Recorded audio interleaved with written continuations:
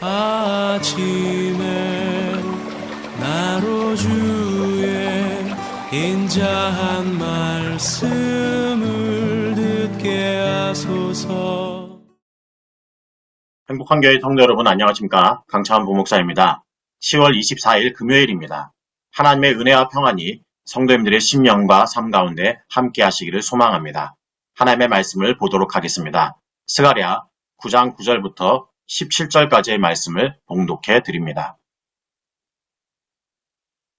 시온에 따라 크게 기뻐할지어다.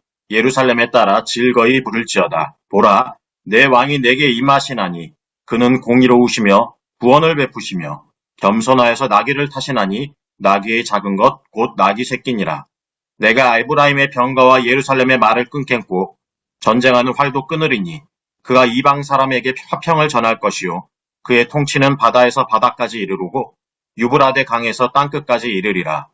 또 너로 말할진대 내 언약의 피로 말미암아 내가 내 갇힌 자들을 물 없는 고덩이에서 놓았나니 갇혀있으나 소망을 품은 자들아 너희는 요새로 돌아올지니라.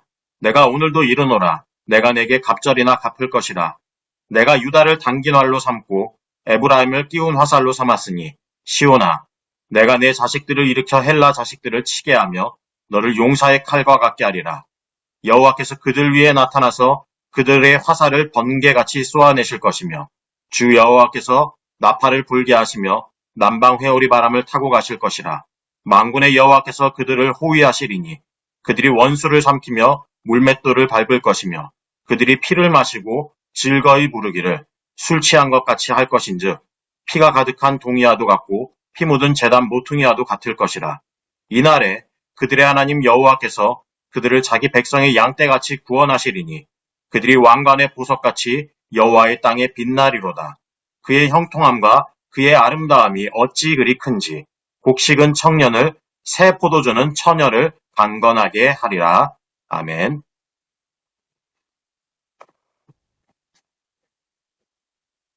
(2022년 2월 24일) 러시아의 침략으로 시작된 우크라이나와의 전쟁이 일어나기 전 미국과 러시아, 유럽 국가들은 국방정책의 기조를 군비 감축으로 삼았습니다. 유럽연합의 경우 2000년대부터 평화와 경제통합을 우선시하면서 국방비 지출을 지속적으로 줄여나갔습니다. 국제사회에서도 21세기에는 더 이상의 대규모 전면전은 일어나지 않을 것이라는 낙관론이 퍼져 있었고 군비보다는 경제, 기후, 기술 문제에 더 많은 재원이 투입되었습니다. 하지만 러시아와 우크라이나 사이에 전쟁이 발발하고 그것이 장기화되면서 여러 나라들, 특히 러시아와 국경을 맞대고 있는 유럽 국가들은 다시금 군비를 확충하는 일에 열을 올리고 있습니다.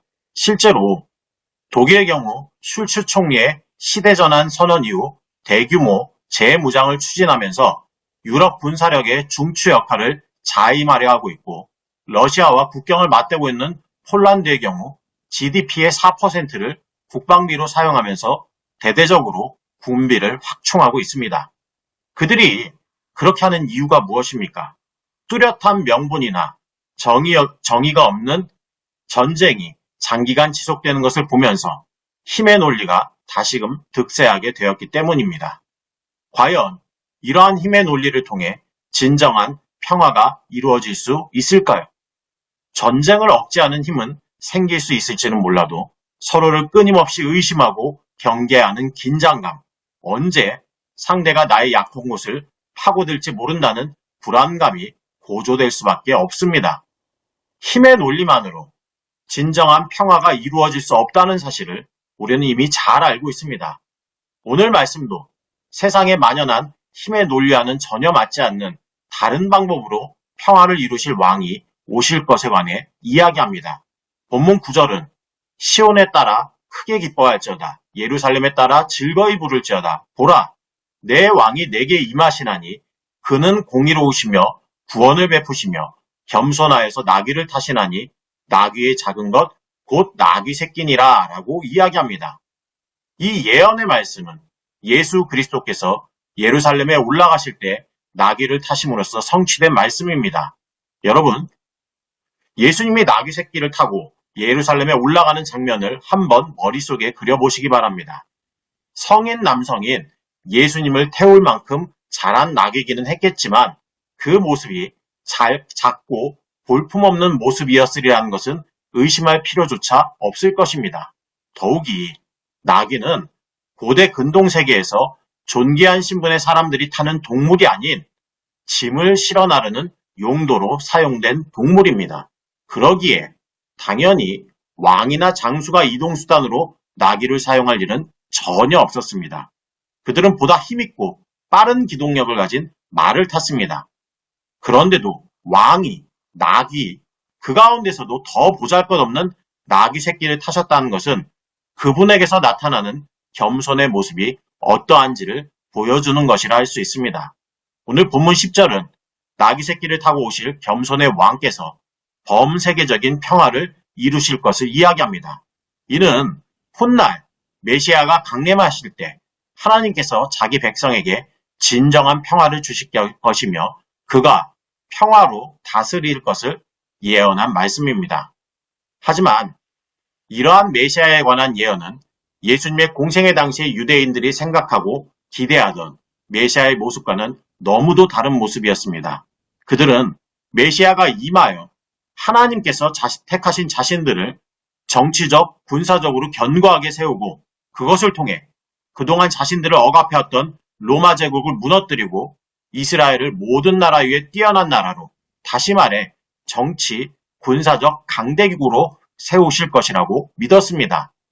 그러나 그들의 메시아가는 구약 성경이 이야기했던 메시아의 오심에 관한 예언을 잘못 이해한 것에 따른 것이었습니다. 하나님께서 이 땅에 보내시는 메시아는 세상에 평화를 전할 것이며 평화의 왕으로서 자기 백성을 구원하시고 그 백성을 통치하실 것입니다.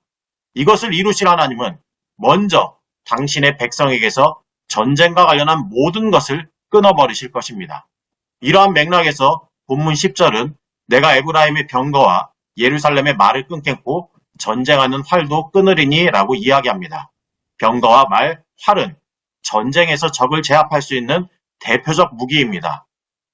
하나님은 이러한 병거와 말, 활을 끊겠다고 말씀하심으로써 약속의 왕을 통해 이루어질 통치는 군사적 힘에 의한 것이 아니라는 사실을 분명히 밝히셨습니다. 오히려 약속된 메시아의 통치 근거이자 힘이 되는 것은 평화입니다. 그리고 그러한 평화의 통치는 바다에서 바다까지 이르고 유브라데 강에서 땅끝까지 이르리라 이야기합니다. 당시 세계관을 고려한다면 바다에서 바다까지라는 표현은 사해에서 지중해를 지칭하는 것으로 볼 수 있고 유브라데 강에서 땅끝까지는 세계 만방을 포괄하는 표현입니다. 즉 하나님께서 약속하신 의로우신 왕은 평화로 온 세상을 다스리실 것임을 약속하고 있습니다. 그리고 이러한 평화가 바로 예수 그리스도를 통해 이루어졌습니다. 우리는 오늘 말씀을 통해 이 땅 가운데 진정한 평화가 어떻게 이루어질 수 있는지에 대한 답을 찾을 수 있습니다. 예수님이 보여주신 것처럼 하늘 보좌를 버리고 이 땅의 마국간의 사람으로 오신 그 겸손과 사랑의 힘이 우리를 지배할 때 진정한 평화를 얻을 수 있습니다.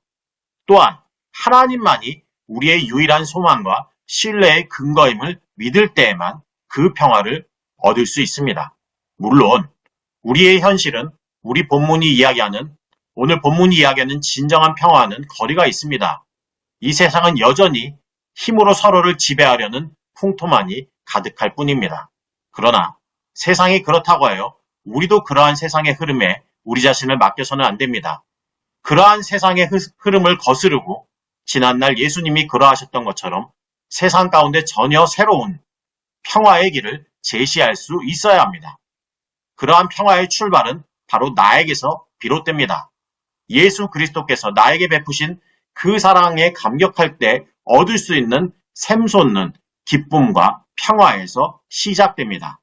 그러한 기쁨과 평화가 나를 넘어 이웃으로, 이웃을 넘어 국가로, 국가를 넘어 세상 끝까지 퍼져나가야 합니다. 무엇보다 예수 그리스도의 복음을 통해 세상의 어떤 무기로도 이룰 수 없는 하나됨과 평화를 이루어가야 합니다. 예수님이 맡기신 복음의 능력을 확신하고 각자의 삶의 자리에서 예수님의 겸손과 사랑을 실천할 때 우리의 가정이, 우리의 교회가, 우리가 살아가는 세상 가운데 진정한 하나님의 평화가 이루어지는 것을 경험하게 될 것입니다. 이러한 귀한 하나님의 사역에 쓰임받는 믿음의 사람들 다 되시기를 바라겠습니다. 기도하시겠습니다. 사랑의 하나님 아버지, 오늘 말씀을 통해 이 땅 가운데 진정한 평화를 이루신 주님의 은혜와 사랑을 다시금 깨닫게 하시니 감사합니다.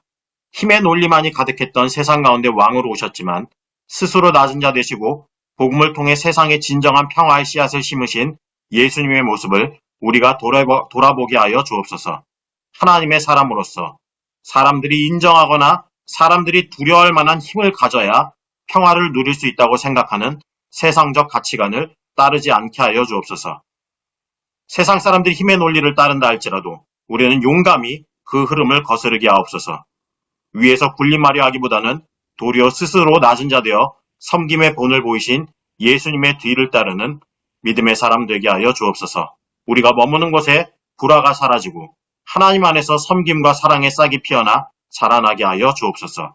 그리하여 우리의 가정, 우리의 일터, 우리의 교회, 우리가 살아가는 세상 가운데 화해와 평화를 이루어가게 하여 주옵소서. 주님께서 허락하신 하루를 시작합니다. 오늘도 말씀과 함께 하루를 보내게 하여 주옵소서.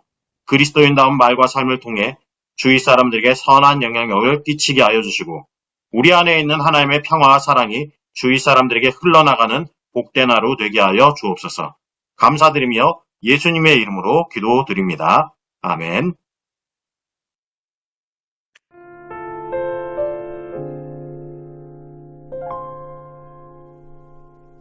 주는 평화 막힌 담을 모두 하셨네. 주는 평화 우리의 평화 주는 평화 막힌 담을 모두 하셨네. 주는 평화 우리의 평화 염려 다 맡기라 주가 돌보시니 주는 평화 우리의 평화 염려 다 맡기라 주가 돌보시니 주는 평화 우리의 평화 염려 다 맡기라 주가 돌보시니 주는 평화